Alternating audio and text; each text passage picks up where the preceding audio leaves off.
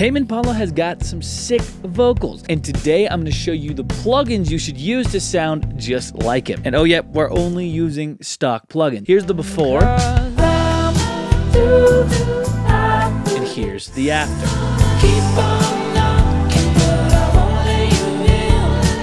Hey everyone, it's Maddie back with another episode of Behind the Mic, your go-to series for diving deep into the production techniques and vocal chains used by the world's most iconic artists, all using nothing but stock plugins. In today's episode, we have the African animal himself, Tame Impala. And let me tell you, this vocal chain is far from tame. Tame Impala's vocals are littered with reverb, effects, and a bunch of other processing to transform his vocals into a heavenly dream. We'll go through each part of that process step by step. And if you missed the last Behind the Mic, we dissected and made a vocal chain for The Weeknd, which you can find right up here. If you've got an artist suggestion of who you want to hear next, leave it in the comments below. As always with Behind the Mic, if you want to follow along, you can download this whole vocal chain I'm about to make for free from my website below. This chain is also available for FL Studio and Ableton users as well. But let's get into the good stuff. Here we are in this project working on a demo I made in the likeness of Tame Impala. I've also got a vocal take of Tame Impala's vocals from one of his songs called Let It Happen. Let's take a listen to what that sounds like now. All this running around.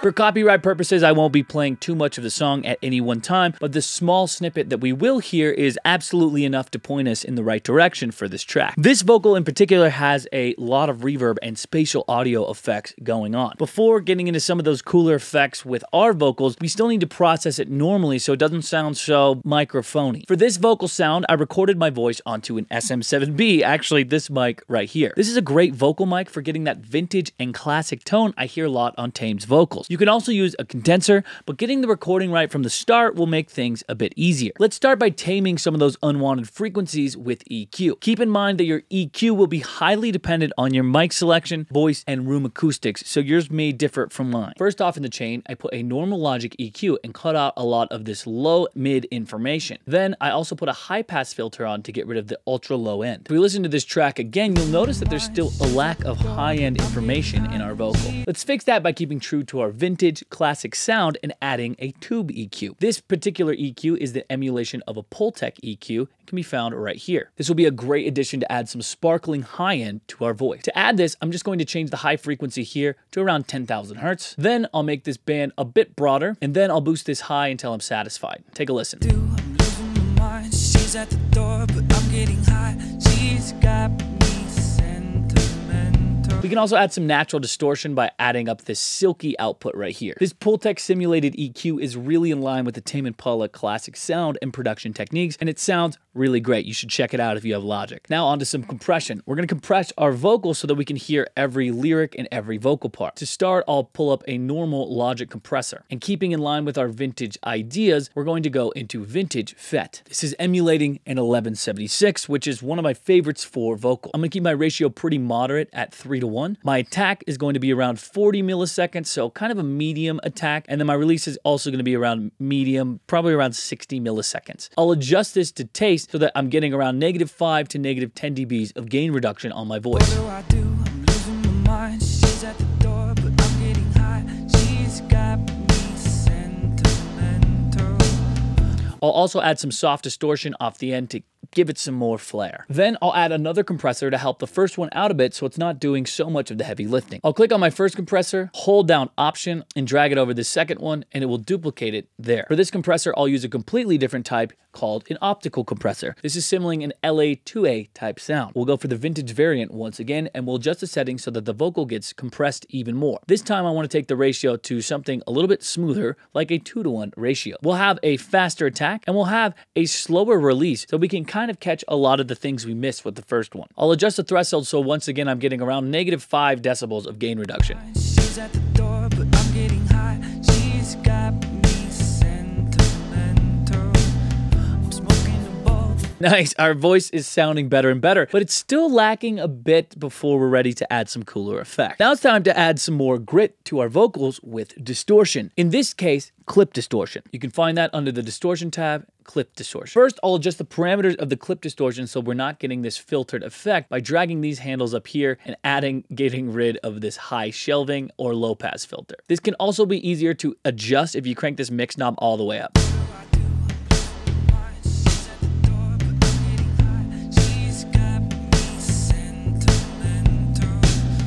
Once that's dialed in, we can crank this down to taste. I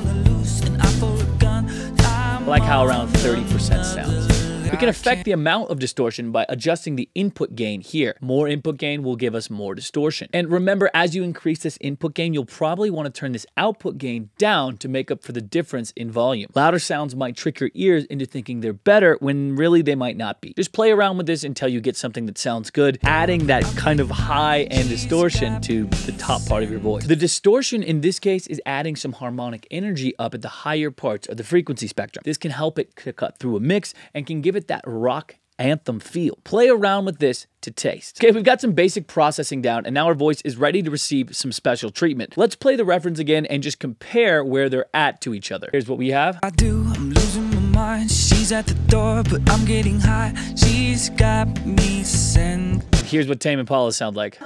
All this running around.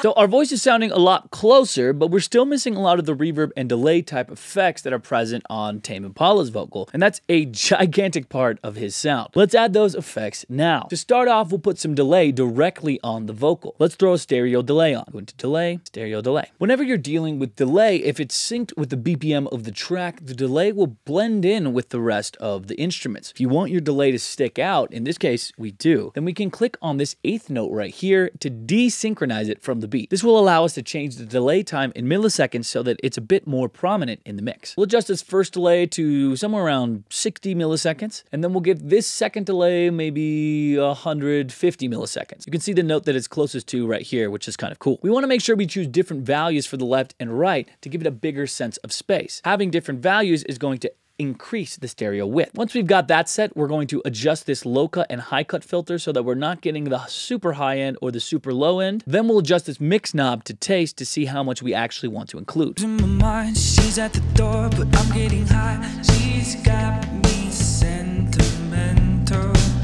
I'm smoking a bowl and she's speaking tongues. I'm on the loose and I pull a gun. I'm on another level. That sounded good to me, around 25% each. Now that's a great starting point, but we're definitely going to need some more reverb and delay to make things happen for this track. Let's add 2 different buses to add reverb onto this track. The first will be a normal reverb, and then the second will be a flanged reverb. More on that later. For the first reverb, we're not trying to reinvent the wheel here. We just want to give it some atmosphere and some big grandiosity. We'll go in here. We'll name this one Reverb 1. We'll add Space Designer to our track. Go up to large spaces, halls, and choose whatever one sounds great. How about warm hall? We'll go here. We'll put the wet knob to 100% because this is a bus track. We can adjust it to taste. For this reverb, we also want to add a bit of pre-delay. Pre-delay will be how long it takes before the reverb actually plays reverb from when your main vocal plays and it receives the signal. It helps make the vocal more intelligible, which when we're using this much reverb is almost essential to have. We'll keep this pretty quick. We can even adjust it to the beat, which I like to do, maybe a 100th 28th note, and there you go. Now we'll adjust how much reverb we actually want to hear by adjusting this send right here. Check it out. What do I do? I'm losing my mind. She's at the door, but I'm getting high. She's got me sentimental. Now this reverb's sounding pretty good, but it'd be nice to have some more control of it. And because we're on a bus track, we can actually add our EQ right immediately after this to help shape the sound even more. I'm gonna band pass this reverb right here to get rid of the highs and lows and focus in on some of this mid-range part that I'm hearing. Maybe even add a little bit of sparkle up at the 2K to 6K. Let's check this out. What do I do? I'm losing my mind. She's at the door, but I'm getting I don't really like that up there.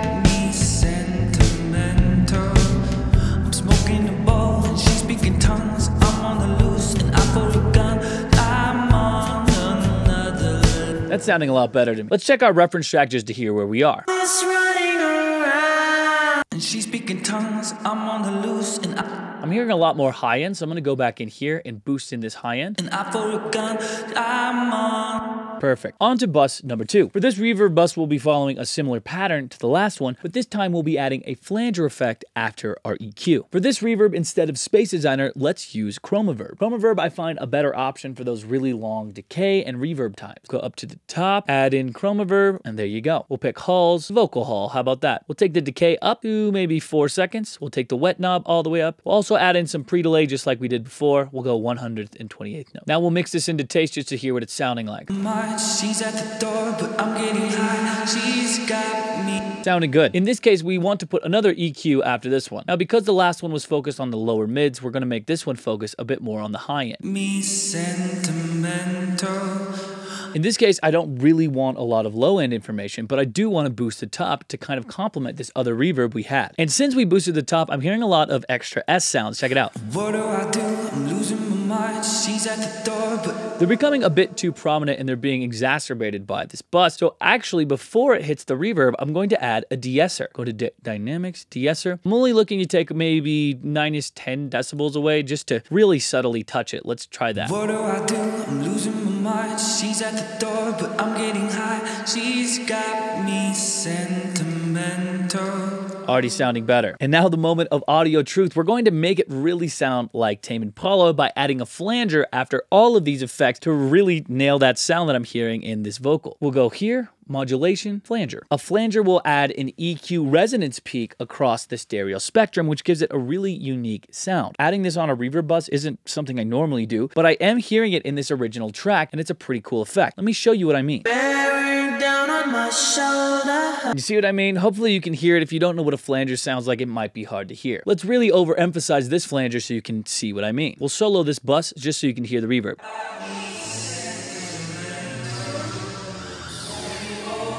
There you go. That's what we're adding to our reverb and giving it some more character. Now let's adjust this flanger. I'm losing my mind. Take the mix down a bit. But I'm getting high. She's got me sentimental.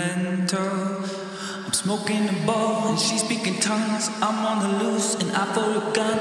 I'm on the... That sounded good to me. Woohoo! This is sounding pretty damn close. Not gonna sound exactly the same for a bunch of reasons, but for just using stock plugins, we're getting there. And now that we have the processing mostly done on one vocal, it's time to copy pasta these plugins onto the rest of our vocal tracks. To do that in Logic, you can open up the mixer window by clicking X, then click Option Command C on your track, and then select all the ones you want to copy to and Option Command V. I've actually already done this, so I'm not going to do it, but that's how you do it. Our vocal processing will pretty much be the same for all of these, save a few things, namely the volume, the reverb sends, and the panning. We'll take all of these doubles, if you notice down here, and we'll pan them left and right to add a sense of space. Same with these octave doubles, we're going to put them on the left and right sides. Our backgrounds, same here. Our harmonies, we're going to pan away from the middle. This makes our main vocal in the middle the focus, which is exactly what we want. I also have decided to add in on these background vocals, because they only come in during the chorus, some extra reverb and delay so that you can add in some more atmosphere. Let's take a listen to what this chorus sounds like with all of these vocals. I'll just play only the vocals. I can't come 'cause I'm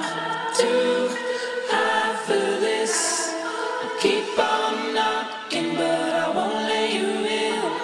Yeah. Nice. And now it's time for my favorite tip that we'll use to give everything blended together. You know that reverb bus we just made with the normal reverb and the flanged reverb? Yeah, you can use those to further help us make an awesome sounding track. In fact, if we use it as our reverb on the other instruments of this song, we'll be able to blend everything together and put them in a shared sense of space. This is what Tame Impala does in his songs, and I'd highly recommend doing it for yours. Just take the track that you want to add reverb to, route it to the bus, in this case the drum bus 11 and 10, and then mix it in to taste. Let's take a listen to just these drums. No reverb. The same reverb buses as before. And after adding all of these instruments with a little bit of reverb to put them in the same space, I'll play you what this final track sounds like. Specifically the chorus, I think that's the best part. Here we go. But I can't come 'cause I'm too high for this. Keep on knocking, but I won't let you in. I'm too high for this. Let's hope you forget all the things you did. And there you have it, a Tame Impala sound for the price of only owning your own DAW. Amazing. Remember, you can download this vocal chain I made for free using the link below, available for FL Studio, Ableton, and Logic. See you in the next one.